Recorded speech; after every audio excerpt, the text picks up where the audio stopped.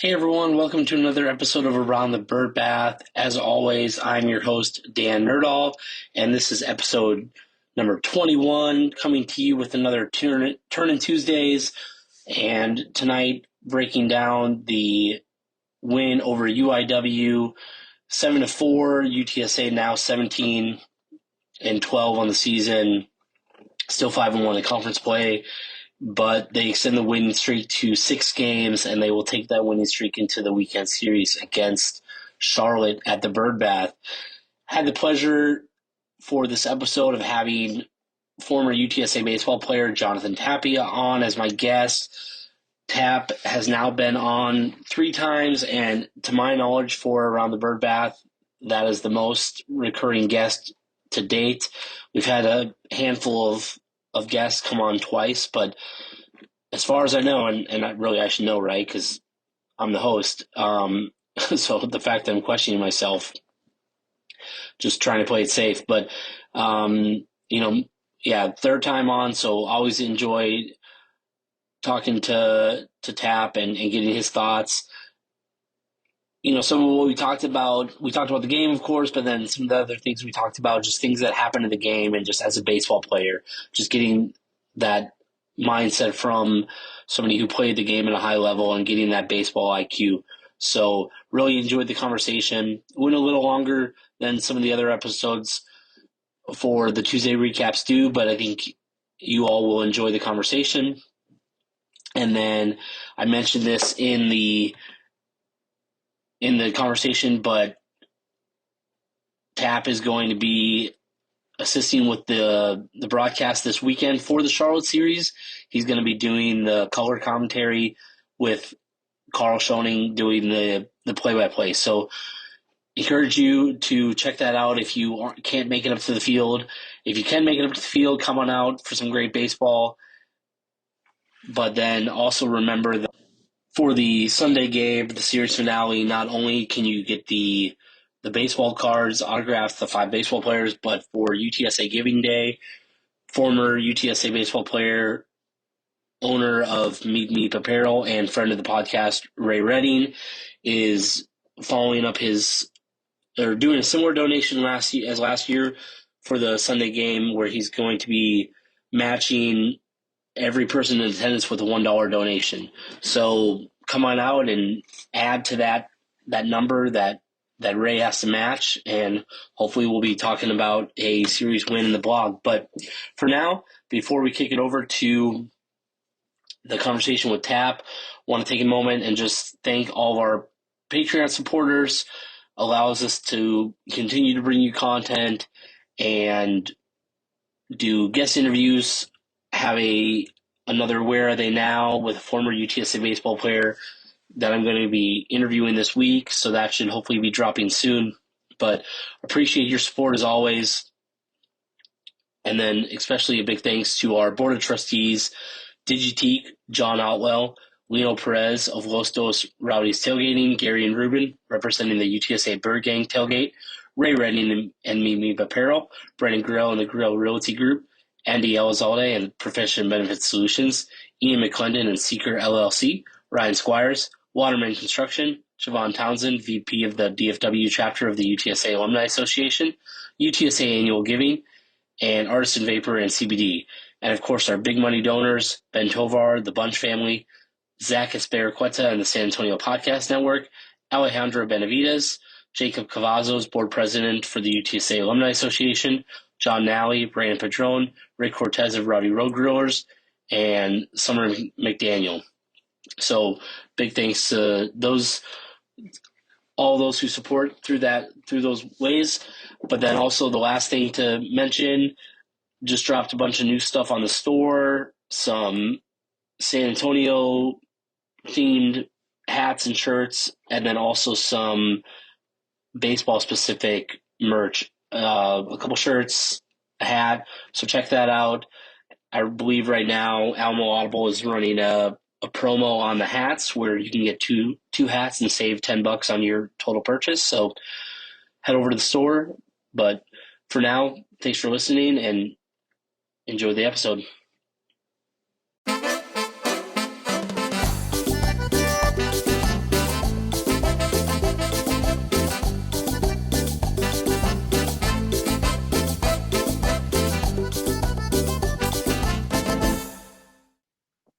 right, everyone, welcome back from the Cumbia break. And as you heard in the introduction, we have with us former UTSA baseball player Jonathan Tapia. And Tap, you're actually now, as of tonight, our most reoccurring guest on Around the Bird Bath. This is your third guest appearance, so you're now the most tenured guest we've had. So thanks for coming on, and glad to have you on again. Yeah, it's always fun to be on here, so I appreciate it. Yeah, Chase King, he's been on twice. He does help us. Chase does help me with some correspondence. He helps me connect with some guys sometimes. If I'm trying to get someone on for an episode of where they now, sometimes Chase reaches out. So he does help in that area. But as far as number of appearances, you're leading that category. So we're talking about the Tuesday game, a big win against UIW. It was looking like, I don't know if you remember last year's game down at UIW, the two runs in the ninth and then the walk-off home run. For a second there, it was looking a little dicey, and Ruger was getting in some trouble, and it looked like we might have a similar situation, but worked his way out of it. It's his second year now. Because I know you still follow the program pretty close, and we'll talk a little bit more about that in a moment, but what have you seen from Ruger from last year to this year that he's improved upon, and like how he's doing from the mound in his sophomore season? Yeah, it's definitely, at least from a spectator's point of view, it's definitely his confidence. I know he's kind of mid 90s kind of guy. He's not going to overpower you with the fastball, but you can tell that his fastball does have a high spin rate on it, so it kind of jumps on the hitters. But it's definitely his confidence that he has on the mound, at least from what I can see. Yeah, for sure. And I think that's confidence is the biggest thing. Last year as a freshman was put in some high leverage spots. Last year sometimes got out of them, sometimes struggled a little bit. But this year, I mean, across the board has pretty much been lights out every time, and had his fifth save, earned his fifth save by getting UTSA out of the situation. It was bases loaded with two outs. It was looking a little dicey. Going back to the start of the game, um, UTSA fell behind early, but then also they didn't get any hits until the fourth inning. They got on base with some balls and hit by pitch. It seemed like in the first inning, a couple times, some of the guys, Caleb Hill, Matt King, they didn't totally agree with the strike zone. Some of the pitches looked a little low, and obviously that kind of came to fruition later with as many base on balls as they had. But as a hitter, like when you're approaching the plate, how difficult is that? Like when you're not trying to swing at bad pitches, but that strike zone is inconsistent, and the ump is maybe giving him an extra ball or even two balls off the plate. Yeah, so definitely, I'm sure Coach Hallmark talked about it in between innings as well. The strike zone is not always going to be perfect, like MLB strike zone at least. The umpire may give a ball or two off. But when you get into that box, it's just kind of you and the pitcher, and just don't let him beat you. I mean, it's easier said than done, obviously. But yeah, we got kind of a slow start there. It might have been like that Tuesday 2 o'clock game, kind of a weird time, right? Yeah, yeah. But yeah, you definitely just got to get in there and compete. And I'm sure from Aguayo to Hallmark, um, they've always talked about that at practice too, and I'm sure they were talking about that in between innings as well. Yeah, and Aguayo wasn't actually there tonight. I'm not really sure where he was. Coach B was on first base, and it's funny. I noticed Coach B was on first base, and it was in like the first or second inning. And I was like, okay, no way that Hallmark's already been tossed, because I know like if Hallmark gets tossed, like Aguayo goes to third and Coach B goes to Yeah, first. But I think he just wasn't there tonight, maybe doing some recruiting or whatnot. Like you said, the weird 2 o'clock game, and I think UIW, they, I don't know. So I give them props. It seems like they updated their home plate viewing experience, had some new seats in there, kind of very similar to what UTSA has done. And so I don't know if they don't have lights right now, because a lot of their midweek games have been a 2 o'clock slate. Thankfully, it's just right across town, just right down the road. So not a super long commute. But I think I've asked you this before. I know I've asked some of the other guys before about it, but what is it about Tuesday games that just make it kind of like a weird outlier and just almost like anything can happen on a Tuesday? Yeah, those are what Coach Hallmark likes to call them are midweek trap games. So it's kind of like a game before the weekend, and you're just kind of like, oh, I got class, I got homework and stuff like that. Maybe you didn't go to class that day. Who knows? And you just have to wake up and, like I said, like that weird 2 o'clock game is just kind of awkward. Maybe you didn't have to go to class that day, and it's just I don't know. It's just a feeling that sometimes you can't explain.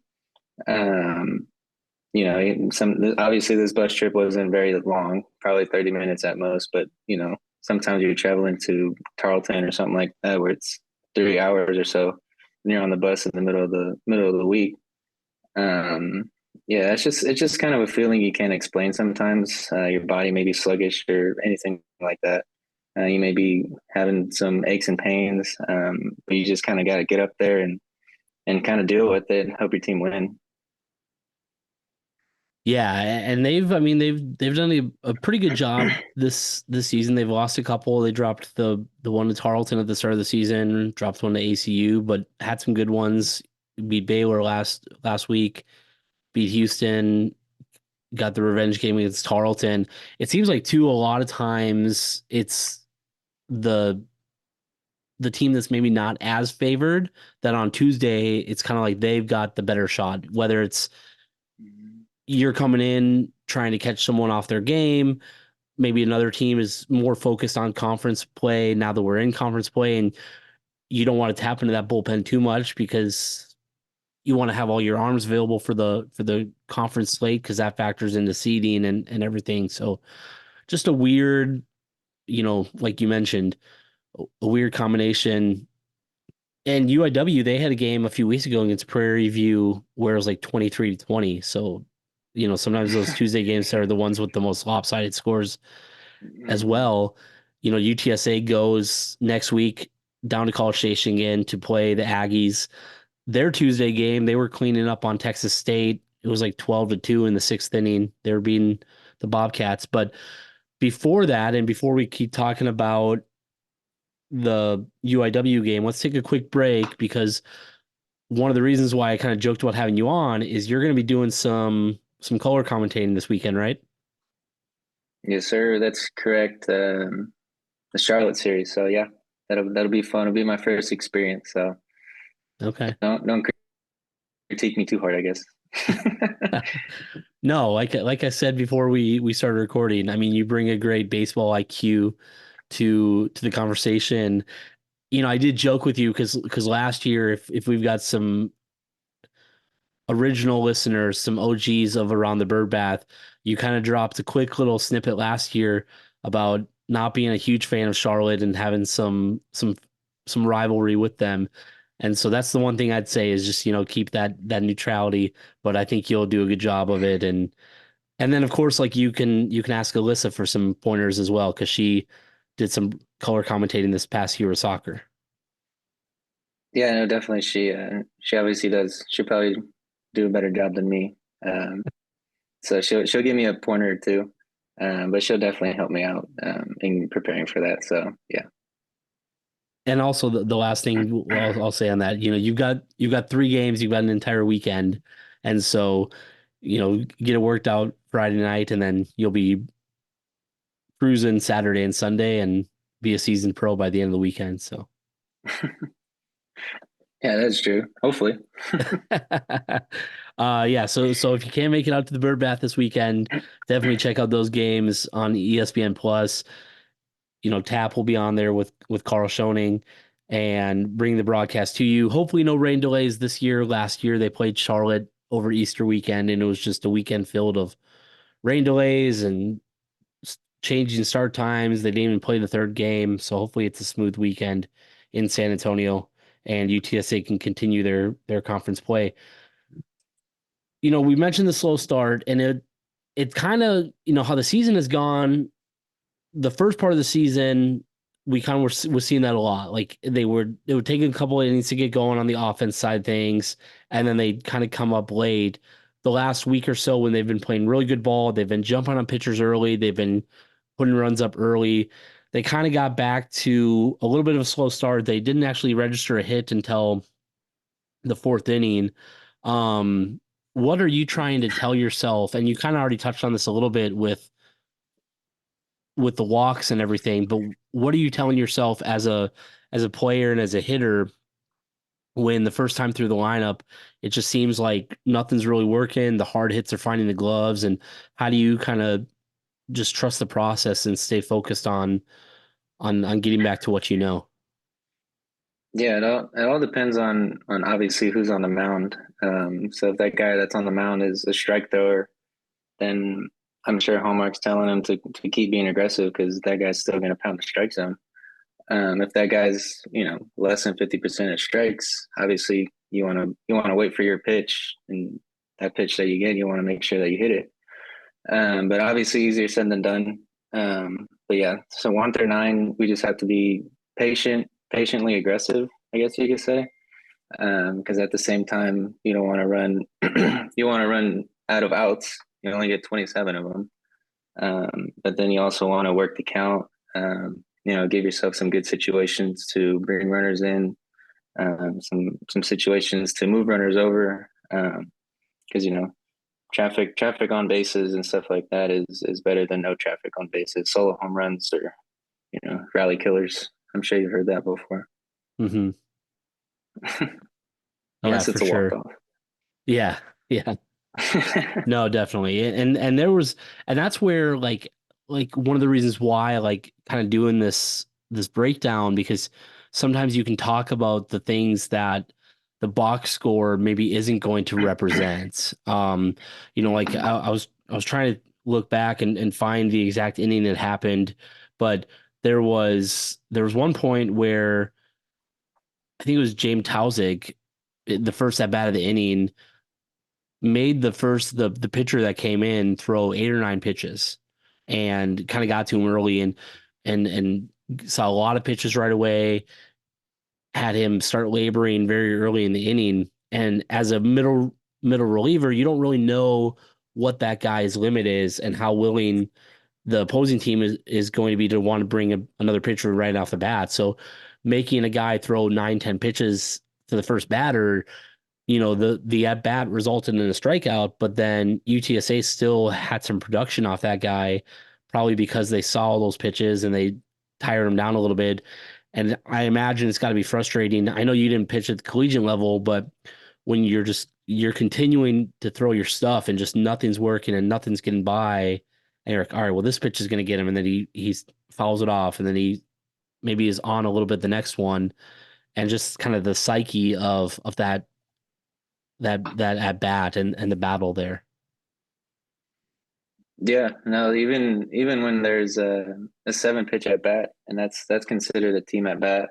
So if each 3 outs, even if they're 3 outs, and each guy has a 7 pitch at bat, that's 21 pitches already that guy threw in 3 outs. And so if you think about it like that, that's something that the box score doesn't show as well. And you may never Mm-hmm. know, that guy may not even go back out there, or if it's a weekend series, that guy may not even pitch the rest of the weekend if he goes back out there a second time. But yeah, that's a huge factor in having good at bats and producing runs and stuff like that.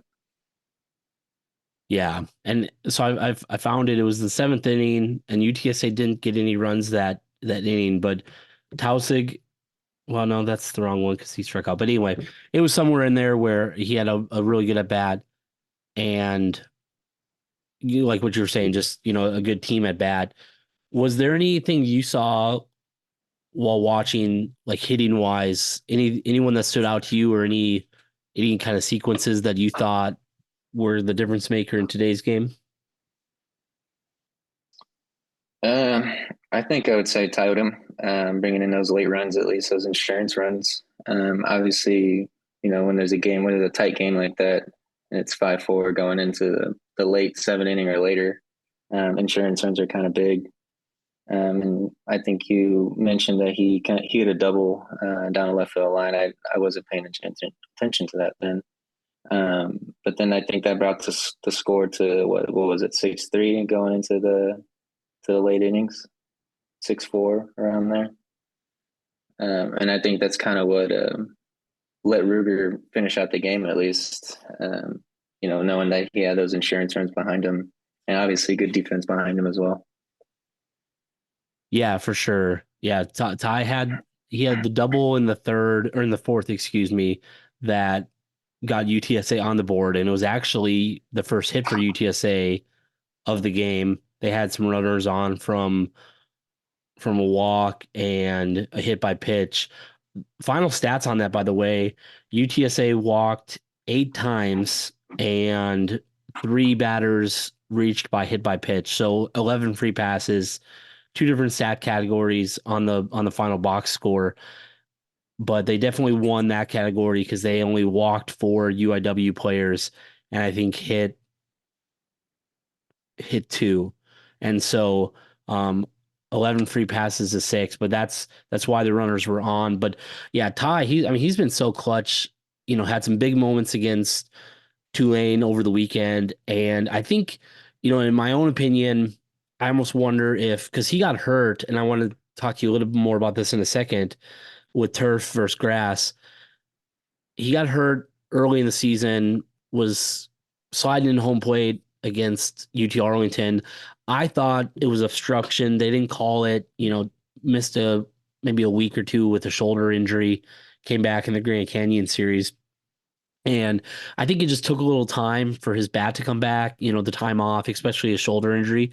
But he, not even without even getting to the range in the outfield he brings, but just a presence at the plate, plays with a little swagger, kind of reminds me of Matt King a little bit with that swagger he brings, and I like it. But yeah, I mean, the 3 outfielders right now, I call them the 3 amigos, but they're really all kind of hitting well at the same time. And it's nice because it seems like UTSA, as the hitting is coming around, they're kind of picking each other up. Maybe one guy doesn't have as good of a night. You got 3 or 4 other guys that are going to pick you up and have a multi-hit game. Yeah, no, definitely. Like you said, the three amigos in the outfield, they all pick each other up from outfielders to infielders to even the pitching staff will pick each other up and win close ball games 2-1. But yeah, the lineup 1 through 9, even the bench, I can definitely see that guys off the bench, guys on the bench obviously can only play 9 guys.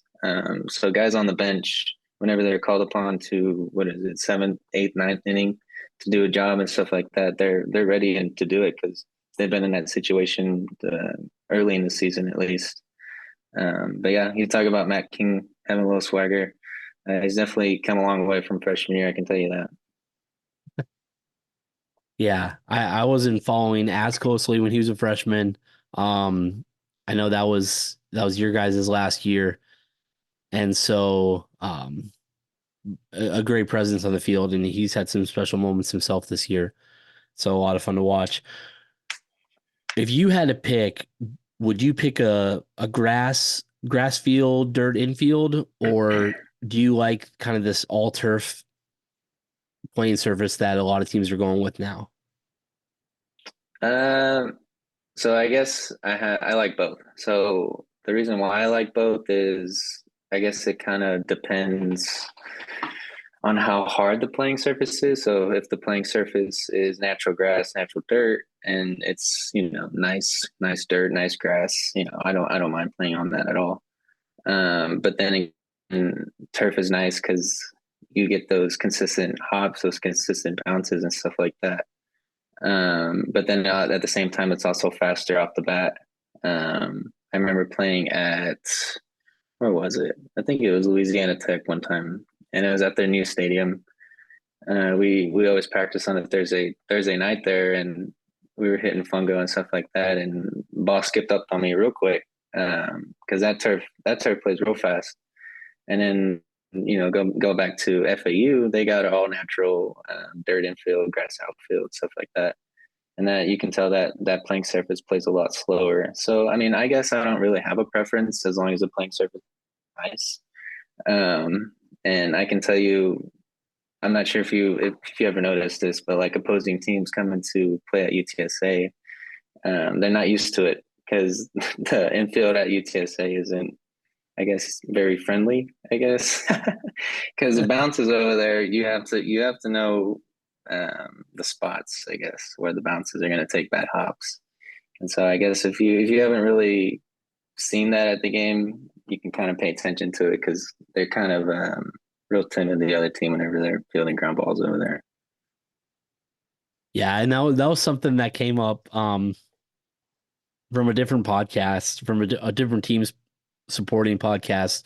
We won't mention any names, but it was a recent series that didn't go their way, and they were looking for anything they could to justify why the weekend went the way it did. And that was one of the things they mentioned. They were like, I don't even think they were watering the infield, and the dirt was dry and it was rocky and had divots in it. It's like, oh, okay, come on, like we've got sports field performance out there, groundskeeping the field between every game and keeping that thing top Mm-hmm. notch. And it looks like one of the nicest playing fields in that I've seen. When you factor in the grass and dirt, and that's the category it's in. But no, I just mentioned it because early James Tausig, when he was scoring one of his runs, it would have been probably the fourth, slid into home and actually took like the turf like disconnected it from the right side batter's box, and it kind of came up and came unattached. And there's been a few times this season where the guys have had a hard time sliding into to home plate and kind of get caught on the turf a little bit. And then even tonight Mason was sliding into third, and it kind of looked like, and thank goodness it turned out to be nothing major, but looked like he kind of had the knee buckle a little bit in the slide. And so I'm always someone that's going to say grass and turf or grass and dirt over turf, but I understand the arguments on both sides of it. So Yeah, I know that's kind of a big thing in, I guess, professional football right now too, especially at MetLife Stadium, Jets and Giants. yeah, Um, with all that situation going on. But to me, I think it's as long as the playing surface is nice, at least for baseball. I can't speak for other sports like football and all that. At least for baseball, if the playing surface is nice, because I know a lot of colleges are going to artificial turf and stuff like that, just because hmm it's easier to maintain and it looks nicer, obviously. But yeah, I really don't have a preference as long as the playing surface is nice and you win baseball games on there. I guess that's all that matters. yeah. Well, we'll start wrapping it up. I already kept you a little bit over the time we had talked about. Let's talk about the pitching really quick. Just the 3 runs allowed. We were talking about this beforehand. I think it should just be, or I'm sorry, 4 runs allowed total, but Fisher allowed the 3 runs in the first inning. I think it should be 2 runs and earned runs and 3 runs total.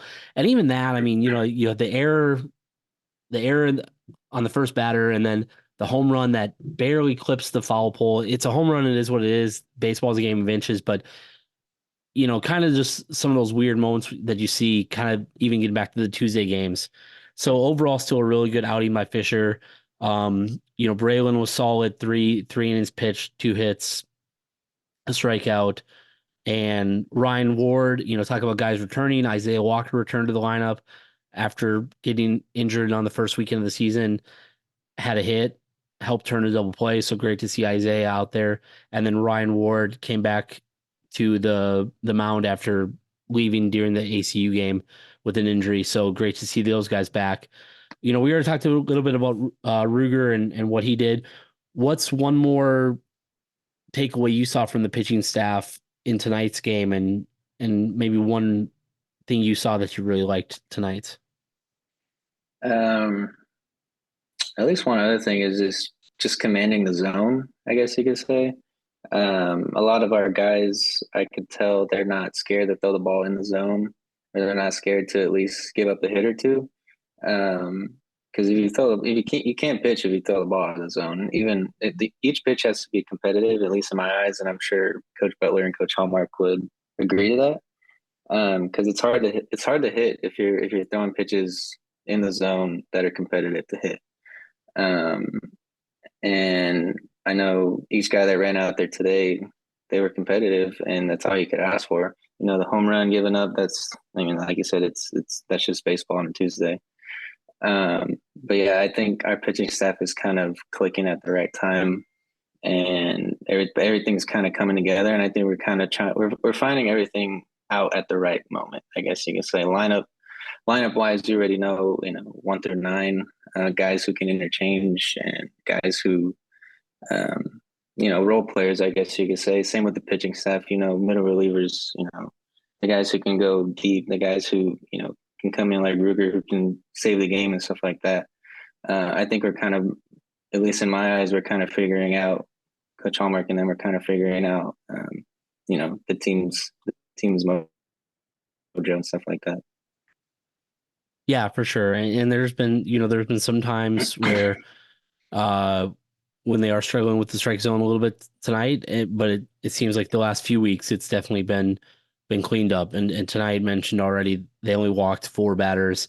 They did hit a couple. I don't know. Sometimes that it is what it is. It just runs up on them, and they don't have to get out of the way anymore as long as they're not like over the plate or swinging.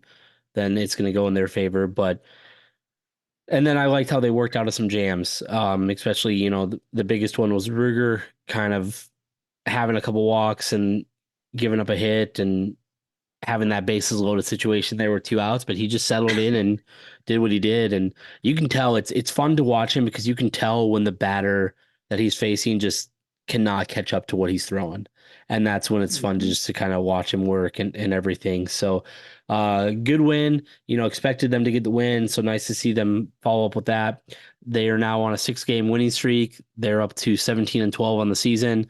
And they take a 5-1 record into conference play this weekend facing Charlotte. And for the listeners that are probably familiar, most recent run-in with Charlotte was last year's conference tournament where they knocked out UTSA en route to them winning the conference championship and going to regionals. So sure, some guys on the team this year, they were on the team last year. So obviously a big one regardless, but got to think that some of the guys really want this one. So we'll see how it plays out. And, Tab, you're going to be on the call, but thanks again for coming on. Any last parting thoughts or insights into tonight's game that before we sign off?